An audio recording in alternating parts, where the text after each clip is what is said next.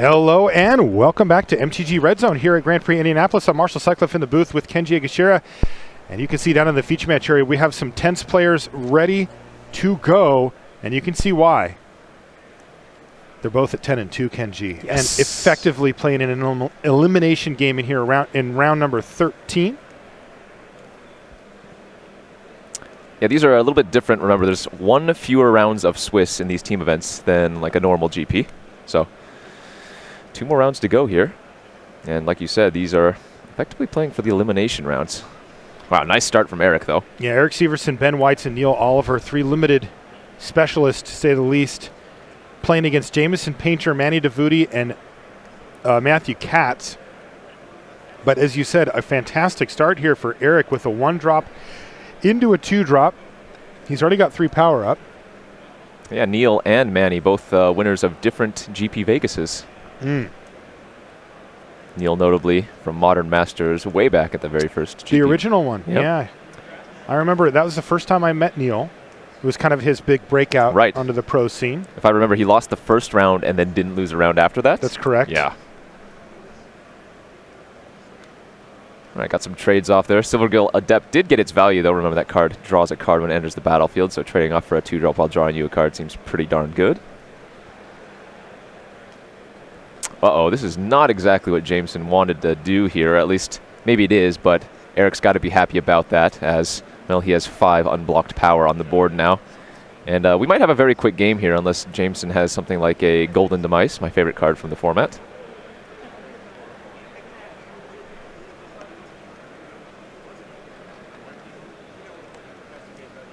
And there's a Jade Guardian. So the curve out, super spectacular here from Severson. The old 1, 2, 3, 4. Again, there are cards that can kind of negate the start from Eric, but Jameson's going to need them right now before Severson can untap with that Siren Storm Tamer to effectively negate anything. Yeah, and that, of course, is the power of these type of curve out draws, is that they can be stopped. It's not that they're unstoppable, but it's that they must be. You know, when Jameson misses a land drop or doesn't have a second color or just has a clunky curve, you know, maybe he has cards in his deck that don't do much to affect the board. These are the type of draws that heavily punish that. Now, if Jameson can go blow for blow, trade for trade, then, you know, this is the type of thing that he can actually survive. Ooh, Deep Root Elite here. Oh, wow. For Severson. And look at this Jade Bear. He's got counters flying all over the place, Kenji. And he still has that Storm Tamer open now. That was a pivotal turn where Eric got to untap and now has that Siren Storm Tamer. Kind of protect the team here. Oh, yeah.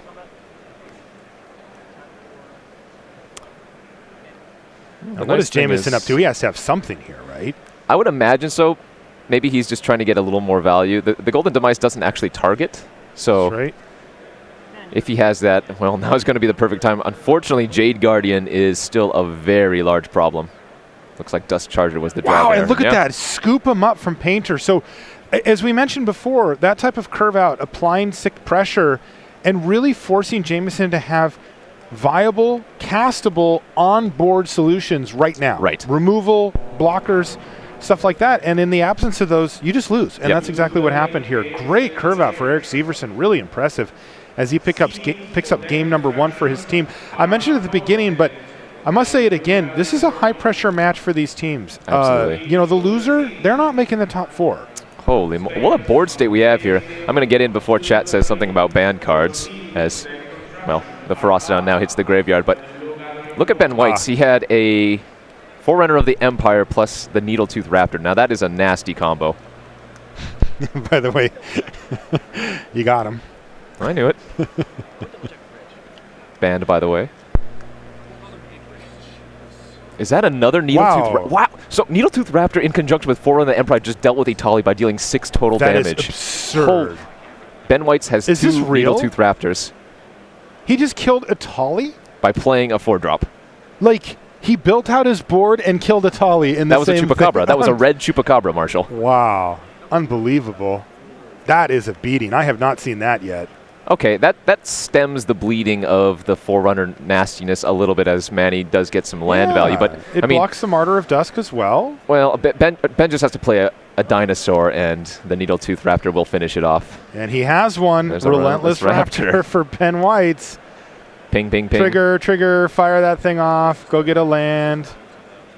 Be sad.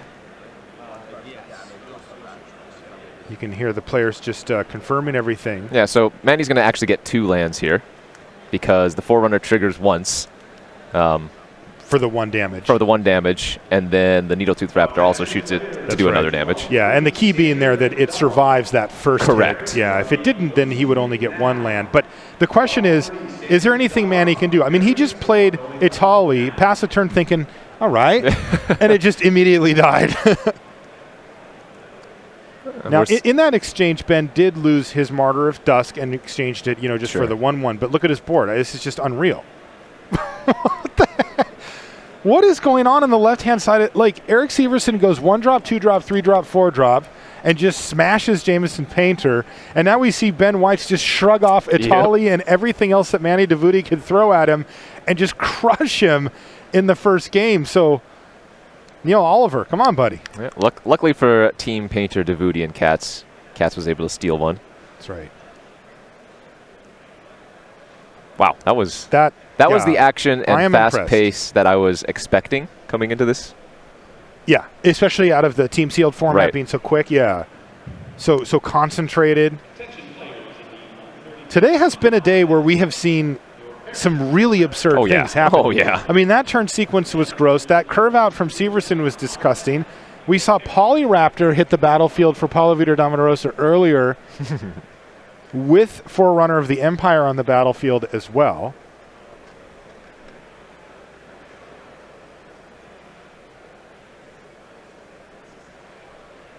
Are there any other nasty, insane combos that we might be able to see? I don't know if it tops Polyraptor Forerunner of the Empire.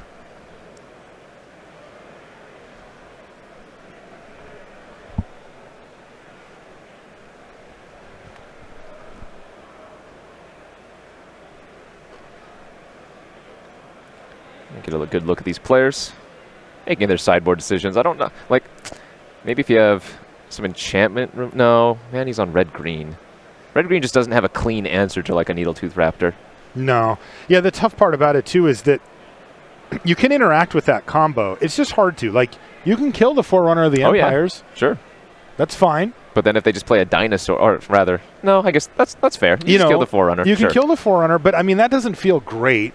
They set up the top of their library. It's still a 1-for-1. It's not like they're getting value on you, but they did set up the top of their library, and it's a pesky 1-3. But, that triggered ability, Kenji, it's a big game. Mm-hmm. What have been the all-stars this weekend? Forerunner has over-impressed. Yes. Overperformed. Overperformed, under-impressed. I'm hard to impress, Kenji. Sure.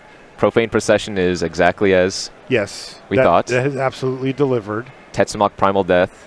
Or not Primal Death, sorry. Yeah, it's Primal Death. Oh, Primal Death, okay. Yeah. Mm-hmm. And it has absolutely done what we knew it was going to do. Yep, so Chupacabra has also done everything. Done good work. Impale has underperformed a little bit, but still, you got to play it. We've seen some nice Golden Demise. Golden Demise has been unreal. Yeah. Yeah, you were all over that one from the get-go, and boy, has it been nice. We saw somebody cast 2 of them yesterday. Yeah, I mean, we saw somebody still had all these one of them in their hand as well. That was pretty impressive. What else has underperformed then? Yeah, what else has underperformed? Just Impale to start things off. Yeah, Impale. And again, we're not trying to put it into the unplayable category, just into the perhaps not quite as exciting as you might think category. I think Dinosaur Hunters have overperformed in general. A little bit. What do you think about Mutiny?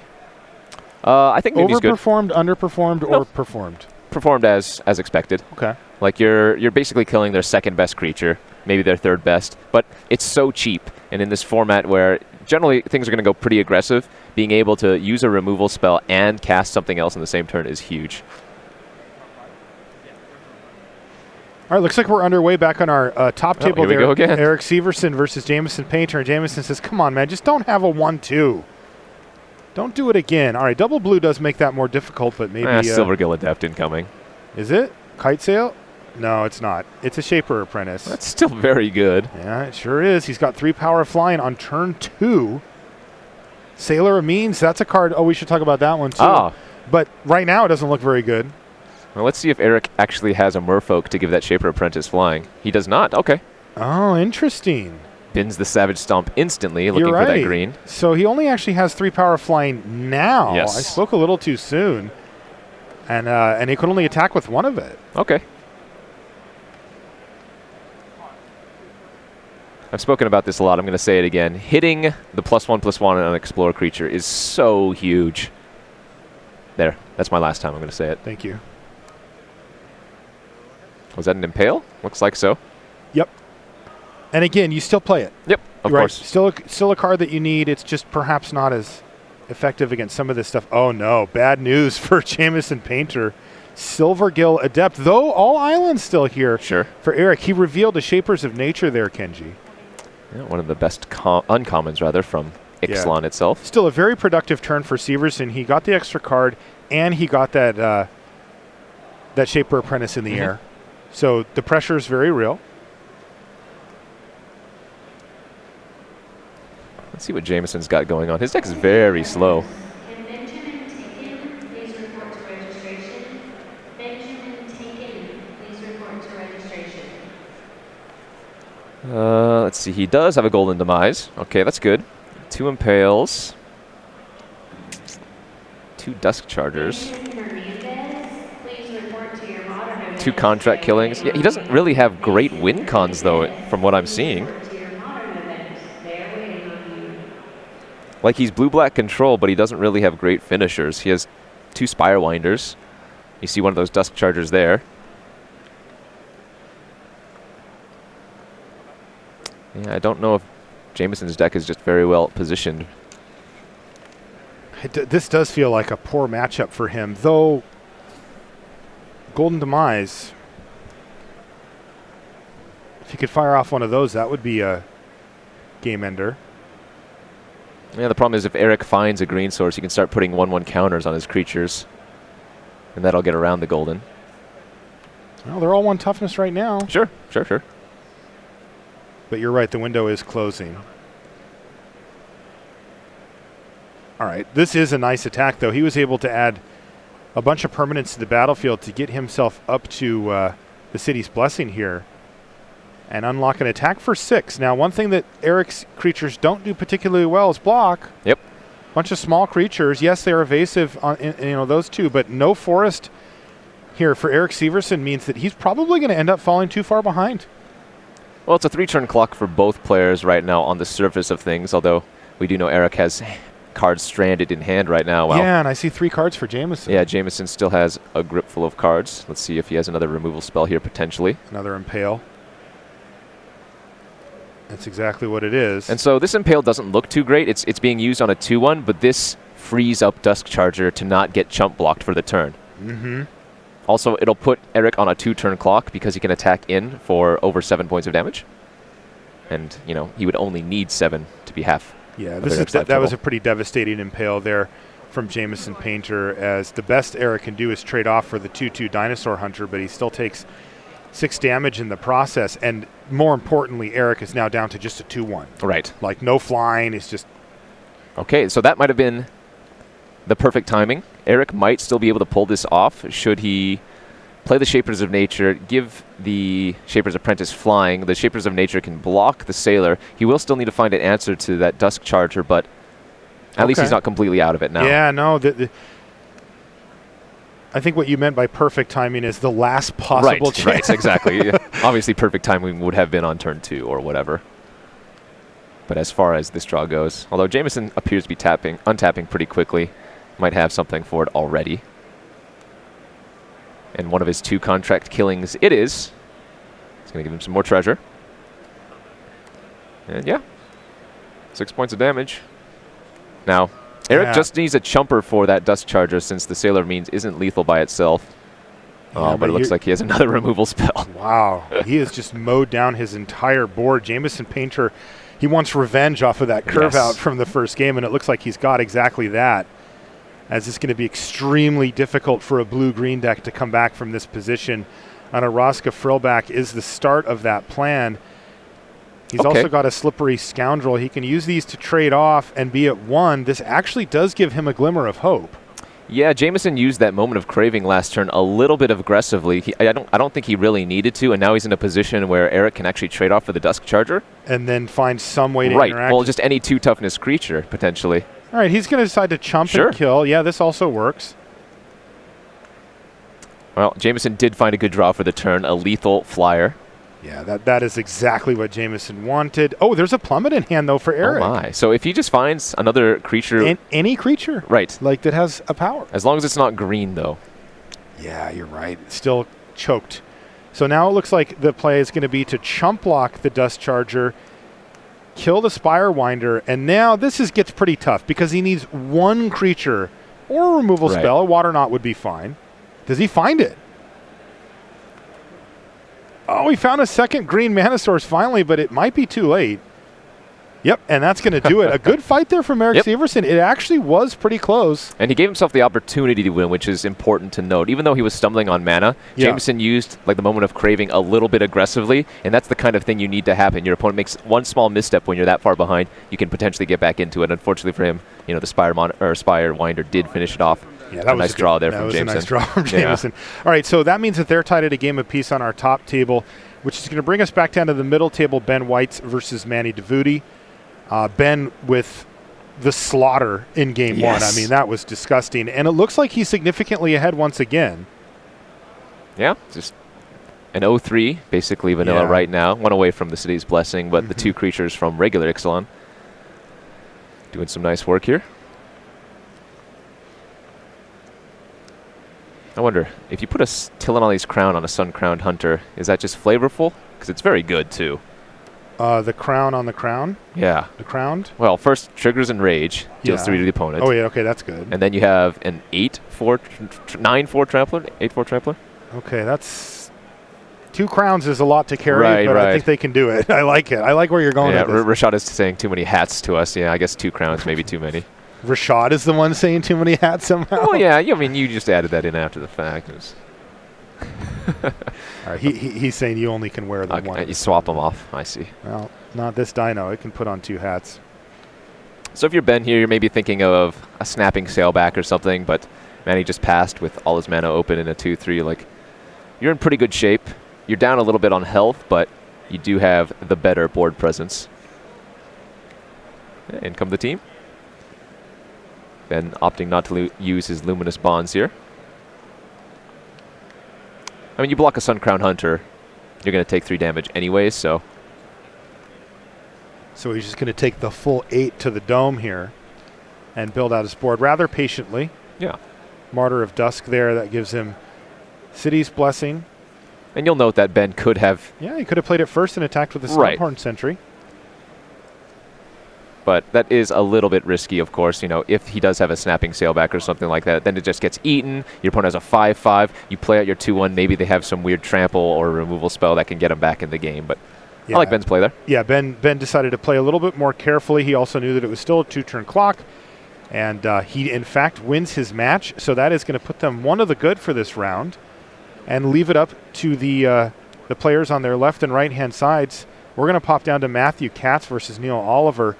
Neil not able to put together the win in game 1 there, and he's still struggling here against Matthew Katz. How does this board state pan out? It looked pretty even, but then I noticed that Neil has that Arch of Araska on the bottom of the screen there, so that can pull him back into the game. The life totals are pretty even right now. The Guildgrove Stalker is the only creature that Matt can reasonably attack with. He doesn't want to attack his 4/4 hexproof into 2 2/2s and trade away with it.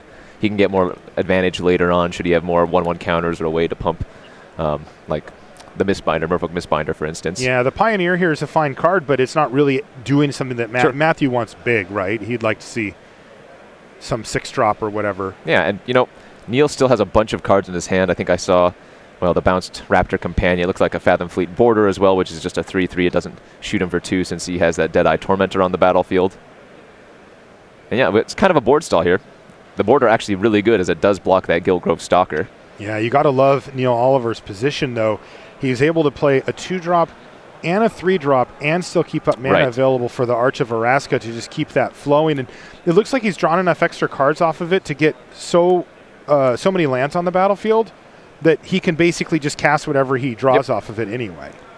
All right, not a terrible draw. I mean, a 1-mana 1/1 unblockable on turn, say, 10 or 11 is not impressive, but it does start clocking in. Like, Neil will have to do something to it eventually. Yeah, more importantly is if Matthew can find a way to augment it. Exactly.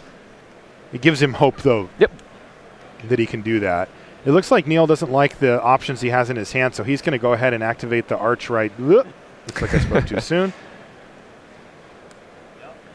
He's going to play another Fathom Fleet Border.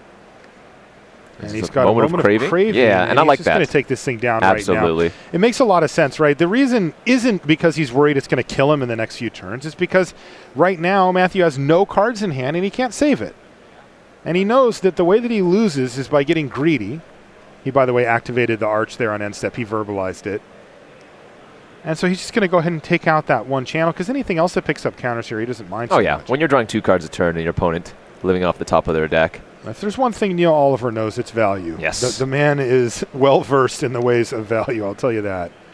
I think that's another border in his It was hand. another border. Can he start attacking at some point here? The 4/4 is just kind of holding off everything. Exactly, and the hexproof is really the problem here. So something like a Skullduggery, which would normally be great, doesn't affect the hexproof creature. Now, that doesn't mean he can't attack. He could find any number of combat tricks to pump one of his own creatures to get through.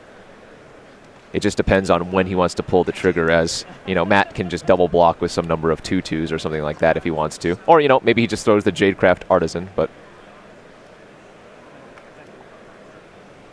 Okay, what we're going to do is we're going to have to jump back up to our top table, Eric Severson versus Jamison Painter, because they're actually in Game 3. And if Eric Severson has a curve out, like he did in the first game, that would actually win the round for that team. So we don't want to miss that and make sure it's on camera.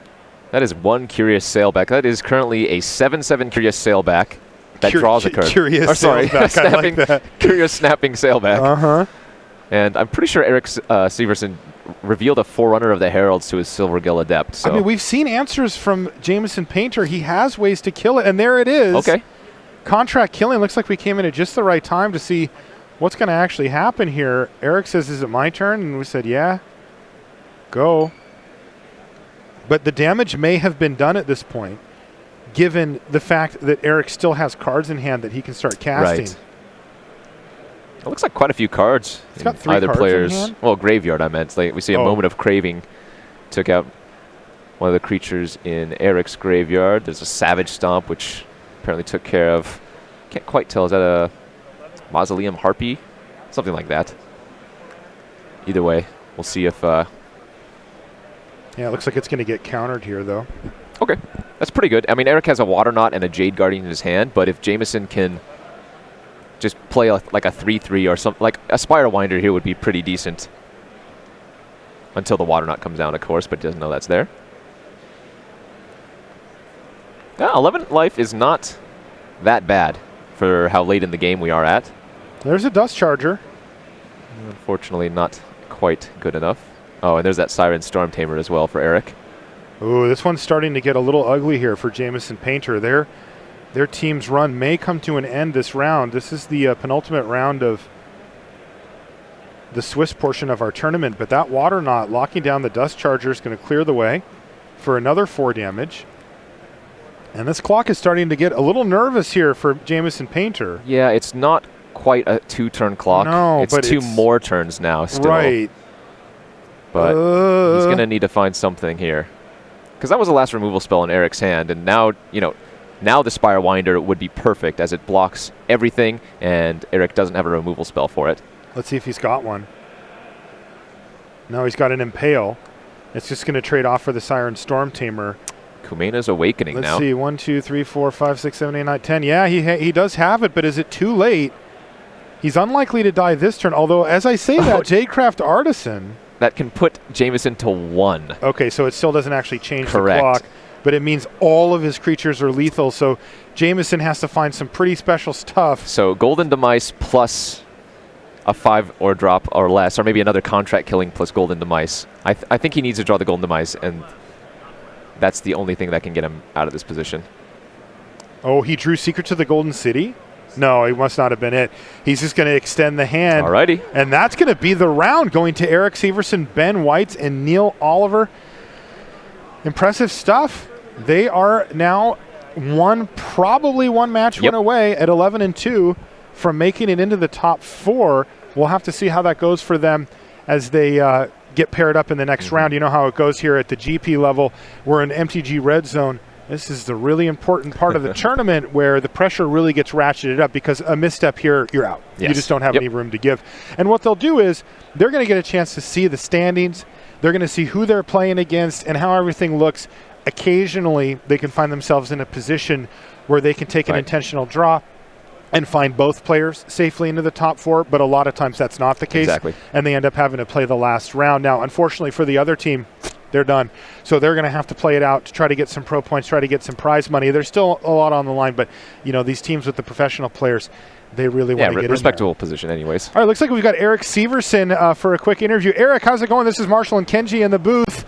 Great. Happy to win a match on camera. I don't think I've actually done that very often. I have a pretty bad track record. Well, you smashed him that one. How about that 1, 2, 3, 4 curve in game number 1? Yeah, that was about the best hand I've drawn so far with this deck. And, I mean, as soon as I knew he was a slow blue-black deck, I liked my chances a lot. And they played out probably about as it would on average. Yeah, it looked like you had a good advantage. He was trying to leverage cards like Impale and Contract Killing while you were playing a lot of 2-drops and cheap stuff. It didn't look like it matched up particularly well for him. Yeah, I almost boarded in Negate just because he had so many slow spells, but I felt like I'd rather just push the question onto him. And he certainly could have had cards in his colors that would have been bad, like cheap sweepers or some like incredible bomb, but with just blue-black commons, uncommons, and card advantage, that's just not very good. Yeah, we were talking about Golden Demise the whole time. He had it in his deck list, but he never found that card. Okay, yeah, that one could have been pretty good. Yeah, that was the one you wanted to negate for. What about your team? Have you guys played with this three-man roster before? Never, actually. So the funny story is, like, the tournament we ended up making top 4 in, me and Ben, we had hoped Neil would be our teammate, but he was too good for us then, and he decided to play with better pro players. And then there were a few other tournaments that Neil sort of ended up not playing as much, and Neil ended up being like not active enough, and a few times I think I got pushed out for Neil and Ben have a really good podcast called Allied Strategies. Oh, yeah. They've played a few with their co-host, so I felt like, oh man, that was my chance, but then I'm getting pushed out. This was finally the chance that we got to put the dream team together. Nice. I think the fact that we're sort of pulling Neil out of retirement for this one is pretty good. I love it. I love seeing Neil out here again. The guy knows value better than almost anybody. Every time we have him on camera, he's doing something stupid, drawing a bunch of cards. I love seeing that again. Oh, yeah, and I'll be real excited to have. He's coming to Spain with us. Oh, great. Yeah, he worked with us. He had deferred his invite because he unrealizingly scheduled his wedding in the fall, so that's when we thought, like, wow, he's really, like, pushing Magic aside, like, scheduling his wedding during the Pro Tour, but now he could end up with 2 PT invites this year, so he might be coming back on the ship with all of us. Hey, so how does it look for you guys going into this last round here? I mean, you have 2 losses. You're in prime position. Is it time to check the standings? Yeah, or are you feeling pretty good? There's going to be a lot of standings math. I'm going to try to look at last round standings and think for a while. This is finally the time that it's worth it to sweat and think about those decisions. All right. Well, we'll see. If we have to play again, I don't mind. Well, great work in that last round, Eric, and wish your teammates luck for us. Good luck in the next one. Thanks. Thank you. Yeah, so that's what these guys have to deal with down the stretch is, as he said, the fun part, standings math. Everybody loves doing that. But, you do have to do that kind of thing down the stretch here to understand what your position is when you sit down before you're even going to play against the other team. So we've got a time walk match coming up for you here for the penultimate round. And then, of course, we're going to be bringing you the last round of MTG Red Zone as we cut to our top 4 after that. But first, these messages. Don't go anywhere.